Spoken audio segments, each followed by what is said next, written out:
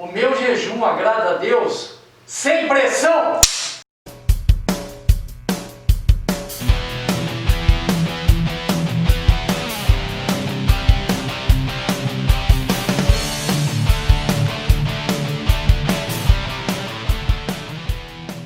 Graça e paz, amados do Senhor. Nós estamos vivendo dias de liberdade dada por Deus mesmo, para que possamos examinar as Escrituras, assim como elas são, não como os homens nos ditam. E nós vamos falar um pouquinho hoje sobre o jejum. O meu jejum agrada a Deus. Quanta gente espera que com o seu jejum consiga mover o coração de Deus a seu favor.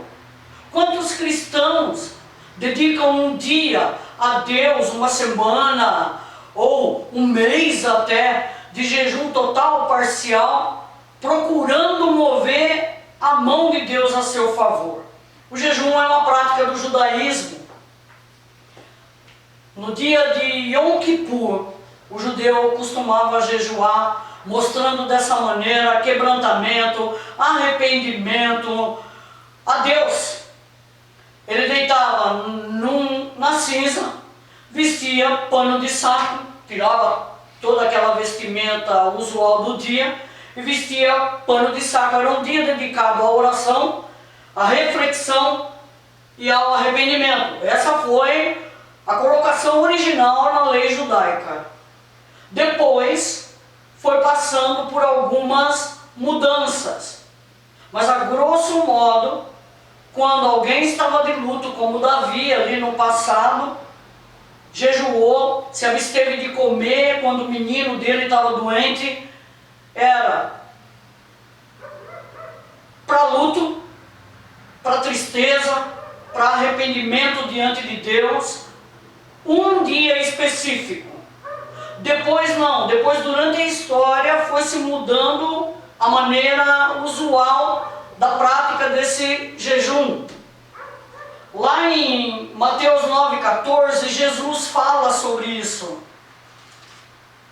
Lembre-se sempre, para formar uma doutrina, o assunto tem que estar no Velho Testamento e no Novo Testamento. Mateus 9, verso 14, diz assim o texto: e lembrando-se sempre que Jesus era judeu, os discípulos eram judeus. Vieram depois os discípulos de João e lhe perguntaram: por que jejuamos nós e os fariseus? Muitas vezes, que está em colchete, até tudo que estiver em colchete é um acréscimo na tradução. Não se sabe se tem em mais originais ou não. E teus discípulos não jejuam? Respondeu-lhe Jesus: pode acaso estar tristes os convidados para o casamento, enquanto o noivo está com eles? Dias virão, contudo, em que lhe será tirado o noivo, e nesses dias hão de jejuar. Ninguém põe remendo de pano novo em vestido velho, porque o remendo tira parte do vestido e fica maior a rotura. Nem se põe vinho novo em odres velhos, do contrário, rompem-se os odres, derramam-se o vinho e os odres se perdem, mas põe-se vinho novo em odres novos e ambos se conservam. Por que Jesus disse assim? Podem acaso estar tristes os convidados para o casamento enquanto o noivo está com eles? Os discípulos não jejuavam. Por que ele pergunta isso? Porque no passado era sinal de tristeza, sinal de luto, sinal de arrependimento a prática do jejum. Aí ele diz: o noivo está junto, é dia de festa. O judeu comemorava 7 dias um casamento. O noivo estava junto ali em pessoa com a sua noiva, representando ali a noiva, a igreja, os discípulos. Eu estou junto. Para que vocês vão ficar tristes? Mas dias virão em que jejuareis. De que dias ele estava falando? Dos dias em que ele morresse, dos 50 dias até o Pentecostes, e ele viesse, a forma do Espírito Santo para dentro de cada um de nós. O noivo continua junto. Tempo de alegria, uma alegria constante salvação, por esse noivo habitar aqui dentro hoje. Aí Jesus não vê sentido, é isso que ele responde, não tem sentido. Se o noivo estiver junto, por que os convidados vão estar tristes? Porque o jejum era usado para isso no Antigo Testamento, não para troca, como é feito hoje.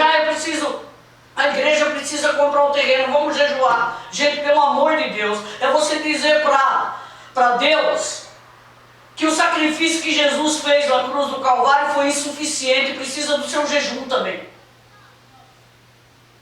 É você dizer para ele, ó, está imperfeito o que você fez por mim. Para que eu consiga uma salvação, porque a salvação é eterna e é circunstancial. É no meu dia a dia que Jesus me salva de muitas coisas. De muitas coisas. E é eterna a salvação quando ele vai lá para a cruz do Calvário, quando eu confesso a Jesus como meu Salvador. Só fui salvo da ira de Deus. Eu não preciso mais fazer troca com ninguém, eu não preciso ter sacrifício nenhum mais para conseguir coisas com Deus. Porque Ele me faz bem o tempo todo. Porque Ele me ama o tempo todo. Porque Ele já me salvou. Porque tudo está consumado. Porque como um pai amoroso, Ele quer que eu tenha uma vida digna. Ele quer que eu viva sabendo quem eu sou, para onde eu vou, de onde eu vim, o que eu tenho que fazer como cristão. Jesus é bem claro nesse texto. Ah, mas por que lá no livro de Atos tem gente que jejuou? E lembre-se sempre, o Novo Testamento, as cartas de Paulo, foi escrita para uma igreja judia cristã. Judia cristã, onde as práticas, algumas práticas do judaísmo não foram abolidas. Mas nós não somos judeus, nós somos gentios. Nós não temos que observar prática nenhuma do judaísmo. Atos capítulo 15. Atos capítulo 15. Diz assim o texto: havia uma discussão na igreja primitiva a respeito de quem eles deveriam circuncidar, o que eles deveriam colocar sobre a vida dos gentios que se achegavam na fé. Há uma discussão tremenda. E aí Pedro, Tiago e João se reúnem e o texto diz assim, Atos capítulo 15, verso 23. Escrevendo por mão deles, os irmãos, tanto os apóstolos como os presbíteros, em Antioquia, aos irmãos de entre os gentios em Antioquia, Síria e Cilícia, saudações. Visto sabermos que alguns de entre nós, sem nenhuma autorização, vos têm perturbado com palavras, transtornando as vossas almas, pareceu-nos bem, chegados a pleno acordo, eleger homens e enviá-los a vós outros com os nossos amados Barnabé e Paulo, homens que têm exposto a vida pelo nome de nosso Senhor Jesus Cristo. Enviamos, portanto, Judas e Silas, os quais pessoalmente vos dirão também estas coisas, pois pareceu bem ao Espírito Santo e a nós não vos impor maior encargo além dessas coisas essenciais, que vos abstenhais das coisas sacrificadas a ídolos, bem como do sangue, da carne de animais sufocados e das relações sexuais ilícitas. Destas coisas fareis bem se vos guardardes saúde. Se existe alguma coisa dentro do cristianismo dita à nação gentílica na época, para que não fosse feito, porque isso traria um escândalo tremendo no meio dos judeus. Por que aqui está escrito, por exemplo, vos abstenhais do sangue? Porque o romano acreditava que se ele fosse lá na feira, e era vendido nessa feira livre, o sangue de urso, de leão, ele acreditava, por exemplo, que ele ficaria com a força desses animais. Isso, qualquer pesquisa no Google vai corroborar aí o que eu estou dizendo. E sangue para judeu é vida, seria um escândalo na mesma igreja se um professasse uma coisa e o outro outra completamente diferente, a ponto da pessoa sentir como se estivesse pecando mortalmente. Porque o judeu via o sangue como vida, como está lá em Êxodo. E o romano convertido, gentil, vinha e comprava sangue na feira e tomava. Então pareceu bem a nós, é o Espírito Santo, não vos impor encargo algum, a não ser que vos abstenhais das relações sexuais ilícitas. O romano criava a filha, com 13 anos essa menina ia para a prostituição, que nem tinha o nome de prostituição, era uma parte da cultura deles, criar a filha para que depois ela trouxesse dinheiro para casa, vendendo o seu corpo, era natural no meio deles. Então, para que não houvesse essas coisas no meio da igreja, foi dito e decidido, pareceu bem a nós quem? Tiago, João, Pedro e ao Espírito Santo, que não vos coloque em cargo algum, a não ser leiam, releiam, façam um bom uso do texto, em nome de Jesus. Está falando contra o jejum, pastor? Toda a igreja jejuou? Não, nem contra os irmãos, nem nada. Estou explicando para você, para que você não tenha decepções contínuas na sua vida, de que o jejum que agrada a Deus, nós vamos ler agora. Qual é o jejum que agrada a Deus? Mas tem que ser um fato do seu dia a dia. Não é ler ali e simplesmente deixar de lado, olha que bonito o texto. Não. A prática da palavra é que traz resultado para a nossa vida. Não é você simplesmente ouvir. Isaías, texto riquíssimo, lindo, conhecidíssimo. Eu amo de paixão esse texto, porque Deus está falando com o povo dele, o povo de Israel, o povo judeu, e está trazendo à luz coisas que realmente agradavam o coração dele. 58, verso 2. Mesmo nesse estado ainda me procuram dia a dia, tem prazer em saber os meus caminhos, como o povo que pratica a justiça, e não deixa o direito do seu Deus. Perguntam-me pelos direitos da justiça, tem prazer em se achegar a Deus, dizendo, por que jejuamos nós, e tu não atentas para isso? Por que afligimos as nossas almas, e tu não levas em conta? Eis que no dia em que jejuais, cuidai dos vossos próprios interesses, e exigis que se faça todo o vosso trabalho. Eis que jejuais para contendas e rixas, e para ferirdes com punho iníquo, jejuando assim como hoje não se fará ouvir a vossa voz no alto. Isso é claro. Seria esse o jejum que eu escolhi, que o homem um dia aflige a sua alma, incline a sua cabeça como um jugo que estenda debaixo de si pano de saco e cinza? Chamarias tu a isto jejum e dia aceitável ao Senhor? Porventura não é esse o jejum que escolhi, que solte as ligaduras da impiedade, desfaça as ataduras da servidão, deixes livres os oprimidos e despedaces todo o jugo? Porventura não há também que repartas o teu pão com o faminto, e recolhas em casa os pobres desabrigados, e se vire-os nu, o cubras, e não te escondas do teu semelhante?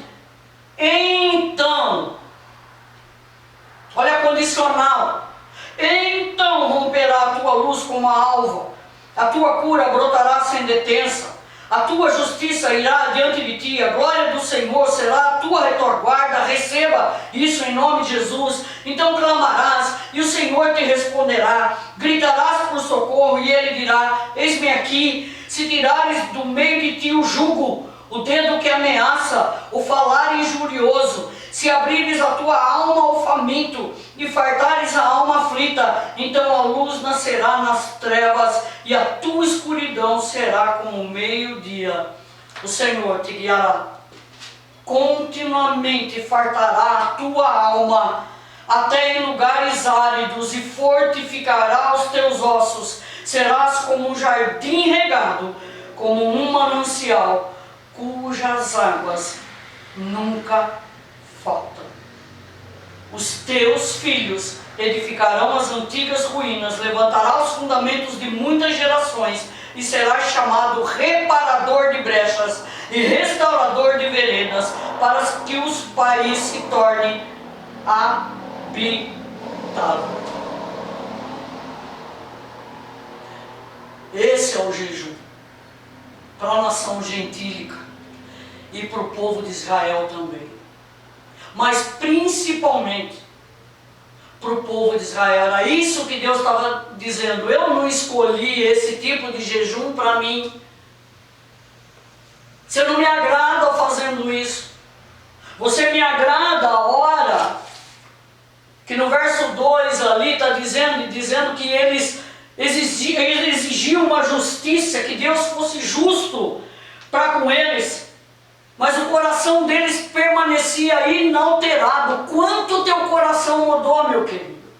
Desde que você confessou a Jesus Cristo, o quanto as tuas atitudes mudaram, desde que você reconheceu a Jesus Cristo como seu Salvador. Jesus não é uma religião.